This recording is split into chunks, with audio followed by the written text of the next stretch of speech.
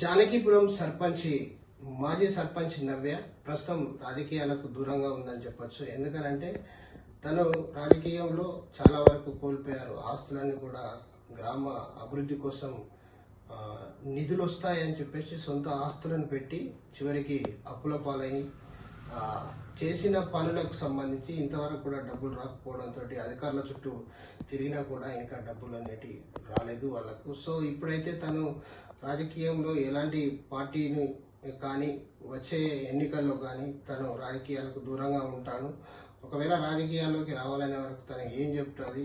అలాగే ఈ మధ్యలో చూస్తాను రెండు రాష్ట్రాలకు సుపరిచితమైనటువంటి నవ్య ప్రస్తుతం ఆధ్యాత్మిక చింతన సైడ్ వెళ్ళింది. అసలు ఆధ్యాత్మిక చింతన సైడ్ ఎందుకు వెళ్లాల్సి వచ్చింది, అసలు కర్ణాటక సంగీతం ఎప్పుడు నేర్చుకుంది అనే విషయాలు అయితే ప్రస్తుతం మనం తో పాటు నవ్య ఉంది, అడిగి తెలుసుకుందాం.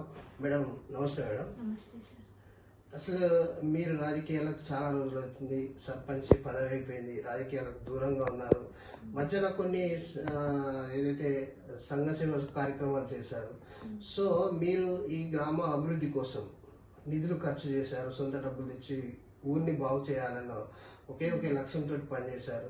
సో ఇంతవరకు కూడా డబ్బులు రాలేదు. అసలు ఎంత ఖర్చు చేశారు, అసలు వచ్చాయా ఇంకా మీకు ఏమైనా డబ్బులు? ఇంకా ఏం బిల్స్ రాలేదు సార్, చాలా పెండింగ్లో ఉన్నాయి. వాటి కోసమే మా ప్రయత్నం. అప్పులు ఉన్నాయి.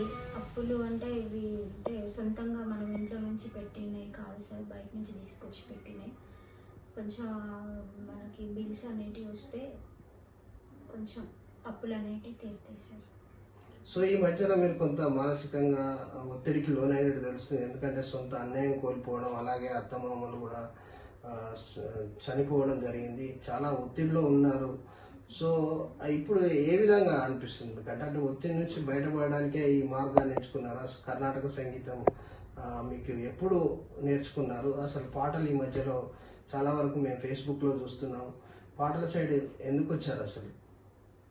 చిన్నప్పటి నుండే సార్ నేను అంటే బిఫోర్ మ్యూజిక్ నేర్చుకోక ముందు నుంచి పాటలు అంటే నాకు చాలా ఇష్టం. అంటే స్కూల్లో ఉన్నప్పటి నుండే పాటలు పాడేది, యాక్టివిటీస్లో ఇంట్రెస్ట్ ఉండేది సార్.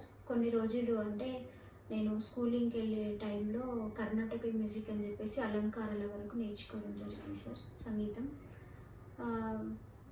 ఇప్పుడు ఉన్న పరిస్థితులను బట్టి అంటే రాజకీయాలలో ఇప్పుడు ప్రస్తుతానికి కొంచెం ముందుకు అంటే ఇంకా నేను వెళ్ళలేదు.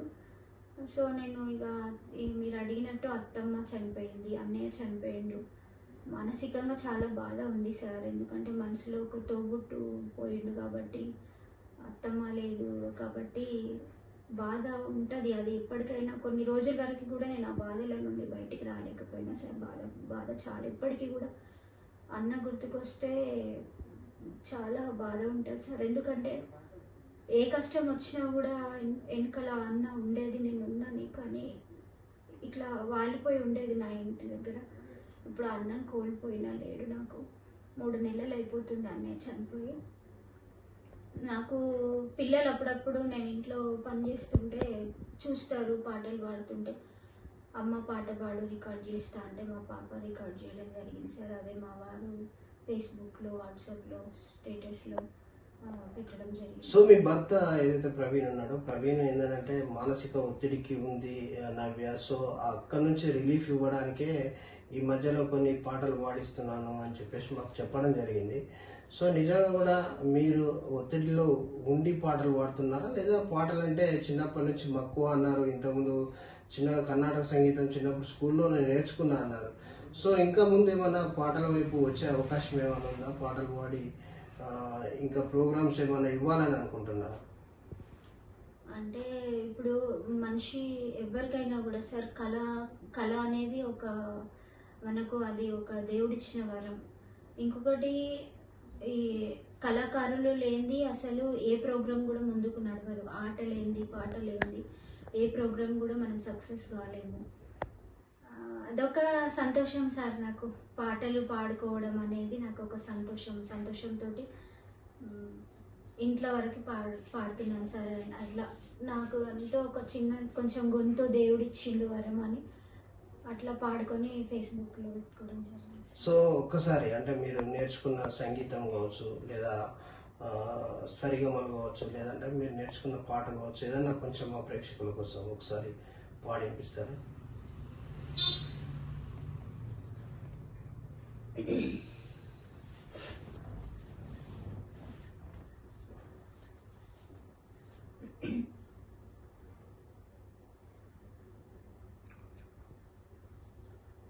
సరిగమా పద నీసా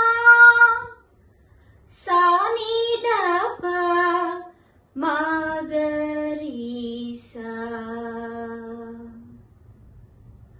సరిగమ పద నిసా సానిదప మగరీసా సరిగమ పద నిసా సానిదప మగరీసా కొండలలో నెలకున్న కోనేటి రాయడువాడు కొండలంత వరములు గోపెడు వాడు కొండలలో నెలకున్న కోనేటి రాయడువాడు కుమ్మరదాసుడైన కురు చక్రవర్తి రమ్మన్న చోటికి వచ్చి నమ్మినవాడు దొమ్ములు చేసినట్టి తొండమాంచి కురవర్తి దొమ్ములు చేసినట్టి తొండమాంచి కురవర్తి రమ్మన్న చోటికి వచ్చి నమ్మిన వాడు కొండలలో నెలకున్న కోనేటి రాయడువాడు కొండలంత వరములు గోపెడు వాడు కొండలలో నెలకున్న కోనేటి రాయడువాడు. సూపర్ మేడం, చాలా బాగుంది, మీ రాగం కూడా బాగుంది. సో నిజంగా అంటే మీరు రాజకీయాల్లో ఉన్నప్పుడు కానీ, అంటే మీరు ఒక సర్పంచ్గా ఉన్నారు గ్రామంలో, చాలా కార్యక్రమాలు జరిగినాయి. ఆ మధ్యలో ఏమన్నా అక్కడ కార్యక్రమాలలో మీరు పాటలు పాడడం కానీ ఏమన్నా అలాంటి కార్యక్రమాలు ఏమన్నా చేశారా? మేడం చాలా బాగా పాడారు, సూపర్ ఉంది మీ పాట. నిజం కూడా అంటే మీరు రాజకీయాల్లో ఉన్నారు, రాజకీయంలో చాలా వరకు నిజంగా అంటే 2 రాష్ట్రాలకు మీ పేరు చాలా వరకు మారుమోగింది ఆ మధ్యలో. కానీ స్తబ్దతగా ఉన్నారు. ఇప్పుడు రాబోయేది స్థానిక సంస్థల ఎన్నికలు. సో స్థానిక సంస్థల ఎన్నికల మీద ఏమైనా మీరు కానీ మీ భర్త ప్రవీణ్ కానీ ఏమైనా దృష్టి సారించిల్లా? నాకు ఒకటే సిద్ధాంతం సార్, డాక్టర్ బిఆర్ అంబేద్కర్ రాసిన రాజ్యాంగం ద్వారా 95% ప్రజలందరూ కూడా రాజకీయాలు చేయాలి, రాజకీయాలలోకి రావాలి. ఎందుకంటే రాజ్యాంగంలో రాసింది పేదరికంలో ఉన్నామా, ధనవంతులలో ఉన్నామా, ఏ పరిస్థితిలో ఉన్నామా అనేది కాదు, కానీ రాజకీయాలు చేయడం అనేది ప్రతి ఒక్కరు కూడా ఒక లక్ష్యంగా పెట్టుకోవాల్సిన అవసరం ఉంది. కాబట్టి నేను అంటే రాజకీయాలలో ఎప్పుడు కూడా ఎవరు కూడా వెనకడుగు వేయొద్దనే చెప్తాను సార్. ఎందుకంటే అందరూ కూడా సమాన రాజకీయాలు చేయాలి, సమానంగా రాజకీయాలలోకి రావాలి, అందరూ కూడా రాజకీయాలలో ఉండి ప్రతి ఒక్కరు కూడా ఉపయోగించుకోవాలి. అది కొందరికి అది అంటే నేను అనేది ఏంటంటే అందరికి చాలా వరకు రాజకీయాలు కొంతమందికి అబ్బవు. సో మీకు కూడా అనుకోకుండా రిజర్వేషన్ కలిసి రావడము, లేకపోతే స్థానిక సంస్థల ఎన్నికల్లో మీరు రిజర్వేషన్ కలిసి రావడం, అప్పుడు టిఆర్ఎస్ అనేది చాలా బలంగా ఉండడం, మీరు సర్పంచ్ అయ్యారు. సో ఇప్పుడు వస్తున్న ఎన్నికలు, ఇప్పుడు చూస్తున్న పరిస్థితులు, సో యువత మెయిన్గా రాజకీయాల్లోకి రావాలని అందరూ పిలుపునిస్తున్న నేపథ్యంలో మీరు మళ్ళీ, ఎందుకంటే రాజకీయంలో చాలా వరకు నష్టపోయారని చెప్తున్నారు, సో మళ్ళీ రాజకీయాల్లోకి వస్తే మళ్ళీ మీకు నష్టం ఏమైనా జరుగుతుందా? సో మీరు రాజకీయాల వైపు అడుగు వేయాలనుకుంటున్నారా, లేదా రాజకీయాల వైపు స్వస్తి పలికి కంప్లీట్ ఆధ్యాత్మికంగా వెళ్ళాలనుకుంటున్నారా? అసలు ఏంటి మీ లైఫ్ స్టైల్? రాజకీయాలలో ఉండడం అనేది నా లక్ష్యం సార్, తప్పకుండా ఉంటాను, దాంట్లో వెనుకడు వేసే ప్రసక్తే లేదు. దాంతోపాటు చిన్న చిన్న మనకి ఏమైనా కళలు ఉంటే వాటిని బయట పెట్టుకోవడం, పాడడము, ఇంట్లో సందర్భం వచ్చినప్పుడు పాడడం. రామాలయం టెంపుల్ దగ్గర శ్రీరాముల నవమి వచ్చినా లేకుంటే ఏదైనా ఫెస్టివల్స్ వచ్చినా నేను పాడతాను పాటలు. అది ఎందుకంటే చిన్నప్పటి నుంచి వచ్చిన కళ కాబట్టి. సో దానికి దీనికి ఏం లేదు సార్, అది అదే ఇది ఇదే. సో ఈ మధ్యన నేను సోషల్ మీడియాలో చూశాను, ఏదో మహిళా దినోత్సవం రోజు ఒక పాట నేను సోషల్ మీడియాలో చూశాను. అది మీరు సొంతంగా రాశారా, లేదంటే నిజంగా కూడా మీరు పాడిన పాట కానీ అది ఒకసారి ప్రేక్షకులకు ఒకసారి వినిపిస్తారా మేడం? అది మీరు రాశారా ఓన్గా? లేదు సార్, నేను రాయలేదు, తమ్ముడు రాసిండ్రు, వేరే తమ్ముడు, తెలిసిన తమ్ముడు. నేను పాడాను, మ్యూజిక్ డైరెక్టర్ ఉన్నారు. సో అంటే అది అంటే కేవలం మహిళలను చైతన్యపరచడానికే పాడిందా, లేకపోతే నిజంగా కూడా మీరు బయటికి వచ్చి పాడాలనుకున్నారా? అది అన్ఎక్స్పెక్టెడ్ గా మా వారి గిఫ్ట్ సార్. అది నన్ను తెలియదు అసలు, నేను సాంగ్ పాడతానని కూడా అనుకోలేదు. రెడీ అవ్వు బయటికి వెళ్ళాలి అని అన్నాడు. అంటే ఎక్కడికంటే నువ్వు సర్ప్రైజ్, నువ్వు రెడీగా అంటే సరే ఏదైనా షాపింగ్ అటు ఇటు అని నేను అనుకున్నాను. రెడీ అయ్యి పోయిన తర్వాత డైరెక్ట్ పాట పాడే ఆఫీస్లోకి తీసుకొని వెళ్ళిన తర్వాత ఒక తమ్ముడితో ఆల్రెడీ పాట రాయించి ప్రిపేర్ చేయించి పెట్టిండ్రు. తమ్ముడు ఇక బాగా రాసిండ్రు, పాట చాలా బాగా రాసిండ్రు. పాడు అంటే అది అన్ఎక్స్పెక్టెడ్గా జరిగింది, అన్ఎక్స్పెక్టెడ్గా వాడడం జరిగింది. ఏ ప్లాన్ లేదు, అంటే నాకు సర్ప్రైజ్ అనమాట. పాట రాయించడము, పాడించాలనుకోవడం అని సర్ప్రైజ్ అనమాట సార్. సరే నాకు అంత గొంతుంది, దేవుడు ఇచ్చిన కొంచెం ఎంతో పాటు జ్ఞానం ఉంది, పాడడం జరిగింది సార్.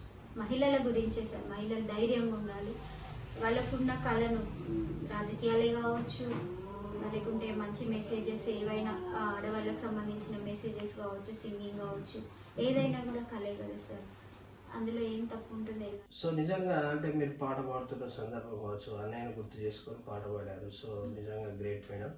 ఎందుకంటే అన్న చెల్లెల అనుబంధం అనేది చాలా ఈ సృష్టిలో ఎవరు వర్ణించలేదు. సో గ్రేట్, మీరు పాడారు. సో నిజంగా కూడా మేడం, అంటే ఇప్పుడున్న యువతకు, ఇప్పుడు వచ్చే రాజకీయాల్లోకి రావాలనుకున్న వాళ్ళకి మీరేం చెప్తారు? ఒకటే చెప్తాను సార్, ఇప్పుడు యువతకి అందరికీ కూడా రాజకీయాలలోకి రావాలనుకున్న వాళ్ళు రాజ్యాంగం చదవండి. రాజ్యాంగంలో ఉన్నవి మాత్రమే, రాజ్యాంగంలో అంబేద్కర్ గారు ఎలా రాస్తారో అలాగే ముందుకు పోండి. ఎప్పుడైనా నాదొక్కటే ఉంటుంది సార్, ఏంటంటే మనం ఏ పవర్లో ఉన్నా కూడా ఆ పవర్ని యూజ్ చేసుకోవాలి. వేరే వాళ్ళ సలహాలు తీసుకోకూడదు. వేరే వాళ్ళ సలహాలు అంటే తీసుకోవచ్చు సలహాలు, కానీ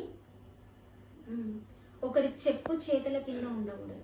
నాకు అది చాలా నచ్చదు సార్. ఎందుకంటే నీకు పవర్ వచ్చింది, ఆ పవర్ని నువ్వు యూజ్ చేసుకో, కానీ ఆ పవర్ని యూజ్ చేసుకోకుండా నువ్వు ఒకరి కిందికి వారు చెప్పినట్టు వినాలి అని వెళ్తారు చూడు, అది దయచేసి అలాంటి రాజకీయాలు మాత్రం చేయొద్దు. అంబేద్కర్ సిద్ధాంతం అది కాదు, దాన్ని చెంచా రాజకీయం అంటారు.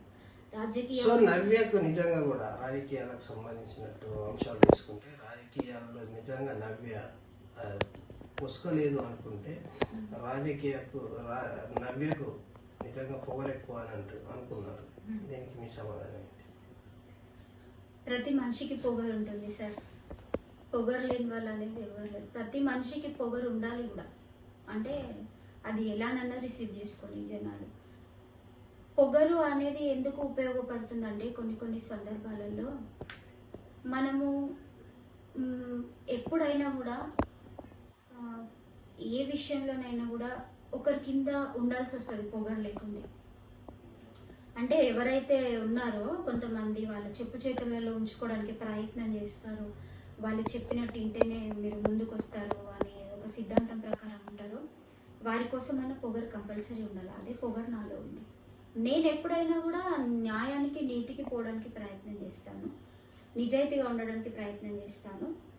రూల్స్ అండ్ రెగ్యులేషన్ ప్రకారం, సిద్ధాంతాల ప్రకారం మనము ఎప్పుడు కూడా మన పవర్ని మనం యూజ్ చేసుకోవాలి.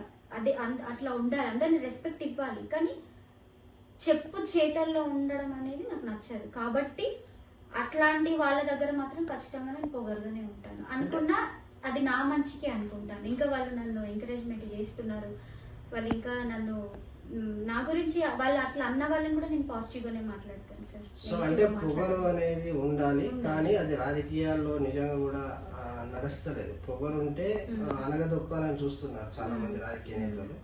సో ఆ పొగరు ఈ రోజు నవ్యకు నిజంగా కూడా, నవ్య వెనుకబాటుతనానికి నిజంగా కూడా ఆ పొగరే కారణం అనుకున్న నేపథ్యంలో మీరు ఇచ్చిన నిజంగా కూడా ఏదైతే భారత రాజ్యాంగంలో బిఆర్ అంబేద్కర్ ఏదైతే రాశాడో దానికి అనుగుణంగా అంటే ఒక రాజ్య అధికారంలో మనకున్నటువంటి హక్కులను మనం నెరవేర్చుకోవాలి తప్ప ఎవరి కింద ఉండకూడదు. దానిలో భాగంగానే పొగరు వచ్చిందని చెప్తా ఉన్నారు. సో నిజంగా కూడా మీరు ఇప్పుడు ఉన్న పరిస్థితిలో ఇప్పుడు నిజంగా కూడా రానున్న స్థానిక సంస్థల ఎన్నికల్లో నువ్వు కానీ మీ భర్త కానీ అంటే ఇప్పటికే జానకిపురంకి సంబంధించి అభివృద్ధికి సంబంధించి చాలా వరకు సొంత నిధులు తెచ్చి డబ్బులు ఖర్చు పెట్టి ఊరిని బాగు చేశారన్నారు. ఇప్పటి వరకు కూడా ఆ డబ్బులు ఇంకా తిరిగి రాలేదు. సో ఇప్పటికి కూడా అధికారుల చుట్టూ తిరుగుతూ ఉన్నారు. సో నిజంగా కూడా రాజకీయాలు అంటేనే డబ్బుతో ముడిపడినది. సో మీరు మళ్ళీ రాజకీయాల వైపు వస్తామంటున్నారు. సో మీ దగ్గర డబ్బు లేదు, అప్పుల పాలయ్యి ఉన్నారు. సో నిజంగా మళ్ళీ మీరు ఏ విధంగా రాజకీయాలు చేయాలనుకుంటున్నారు? నాకైతే డబ్బు అవసరం లేదనిపిస్తుంది సార్ రాజకీయాలు చేయడానికి. డబ్బు వల్లనే కదా సార్ ఇప్పుడు ఇవన్నీ జరిగేవి. ఇప్పుడు బాగా డబ్బున్న వాళ్ళు రాజకీయాలే చేయాల్సి వస్తుంది డబ్బు వల్ల. ఒకప్పుడు అణిచివేతలకి అరాచకాలకి గురి అయ్యి ఒకప్పుడు మన భూములు అన్నీ ఆక్రమించుకొని వీటితోటే కోట్లు సంపాదించుకొని ఈరోజు మంచిగా మీసాలు తిప్పుకుంటూ తొడలు కొట్టుకుంటూ ఇంకా కొంచెం ఉన్నత స్థాయిలో ఉన్న మహిళలైతే ఇంకా వేరే రేంజ్లో మాట్లాడుతున్నారు. కాబట్టి డబ్బు వల్లనే ఇదంతా జరుగుతుంది. కాబట్టి డబ్బు లేకుండా రాజకీయం చేయాలని నా సిద్ధాంతం. డబ్బు అవసరం లేదు రాజకీయం చేయడానికి. రాజ్యాంగంలో డబ్బుతో రాజకీయం చేయాలని రాసలేదు. అవసరమైతే డాక్టర్ విశ్వనాథన్ గారు ఒక మంచి గొప్ప మాట చెప్తారు, మనమే ఇంటింటికి వెళ్ళి డబ్బులు అడుక్కుంటూ రాజకీయం చేయాలి. నేను రాజకీయాలలోకి వచ్చిన నాకు 10 రూపాయలు మీకు ఉన్నంతలో తోచినంతలో మేము ప్రోగ్రామ్స్ చేసుకోవడానికి, మేము రాజకీయాలలోకి రావడానికి మీరు సహాయం చేయండి అని చెప్పేసి మనమే ప్రజల దగ్గరికి వెళ్ళి వాళ్ళ దగ్గర డబ్బులు కలెక్షన్ చేసుకుంటూ రాజకీయాలు చేయొచ్చు కదా. రాజకీయాలు డబ్బు గురించే కదా ఈ పేద ప్రజలు రాజకీయాలలోకి రాలేకపోయారు. కోట్ల ధనవంతులు ఆస్తులు ఉన్నవాళ్ళు వస్తున్నారు, ఏం లేని వాళ్ళు లేదు కదా మేము ఎట్లా పోవాలని ఆలోచిస్తున్నారు. అదే డబ్బు పెద్ద విషయం కాదు. ఆ డబ్బు గురించి మనము ఆ డబ్బే వద్దు అసలు రాజకీయం చేయడానికి అనుకుంటే రాజ్యాంగంలో ఉన్నట్టు డబ్బు లేకుండా మాటలతో సత్యంతో రాజకీయం చేయడానికి కూడా రాజ్యాంగంలో మనకు అంబేద్కర్ గారు గొప్ప అద్భుతమైన ఫలితాలను ఇచ్చింది మనకు. సో చివరిగా మేడం, చివరిగా ఒక్క పాటతో ముగిస్తాం మన ఇంటర్వ్యూ. చివరిగా ఒక పాట పాడండి, మీకు నచ్చిన పాట, మీకు ఇష్టమైన పాట.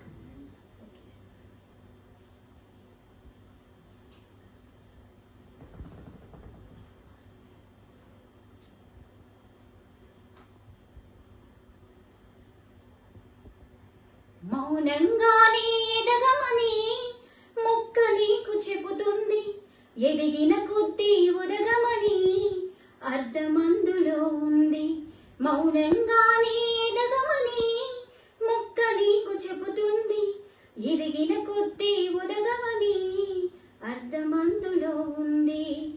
అపజయాలు కలిగిన చోటే గెలుపు పిలుపు వినిపిస్తుంది, ఆకులన్నీ రాలిన చోటే కొత్త చిగురు కనిపిస్తుంది. మౌనంగానే ఎదగమని మొక్క నీకు చెబుతుంది, ఎదిగిన కొద్దీ ఉదగమని అర్ధమందులో ఉంది. దూరమెంత ఉందని దిగులు పడుకునేస్తమా, దరికి చేర్చు దారులు కూడా ఉన్నాయిగా. భారమెంత ఉందని బాధపడుకునేస్తమా, బాధ వెంట నవ్వుల పంట ఉంటుందిగా. సాగర మదనం మొదలవగానే విషమై వచ్చింది, విసుకే చిందక కృషి చేస్తేనే అమృతమిచ్చింది. అవరోధాల దేవుల్లో ఆనందానిది ఉన్నది, కష్టాలు చెందిన వారికి సొంతమవుతుంది. తెలుసుకుంటే సత్యమిది, తలచుకుంటే సాధ్యమిది. మౌనంగానే ఎదగమని మొక్క నీకు చెబుతుంది, ఎదిగిన కొద్దీ ఉదగమని అర్థమందులో ఉంది. Okay, great madam. చూడొచ్చు ఏదైతే నవ్య ఇప్పటి వరకు రాజకీయాలు చేశారు, నువ్వు ఈ ఆర్ట్ టైమ్స్ ఏదైతే ఉందో ఆర్ట్ టైమ్స్ ద్వారా నవ్యలో ఉన్న మరో కోణాన్ని వెలికి తీసే ఈ చిన్న ప్రయత్నం. ఎందుకనంటే రాజకీయాలు వేరు, ఇక్కడ ఆధ్యాత్మికంగా కావచ్చు లేదా సాంగ్ తన కోసం తను పాడుతున్న నేపథ్యంలో కావచ్చు తనకున్నటువంటి చిన్ననాటి కళను వెలికి తీయడంలో ఏదైతే ఆర్ట్ టైమ్స్ అయితే తనని ఇంటర్వ్యూ చేయడం జరిగింది.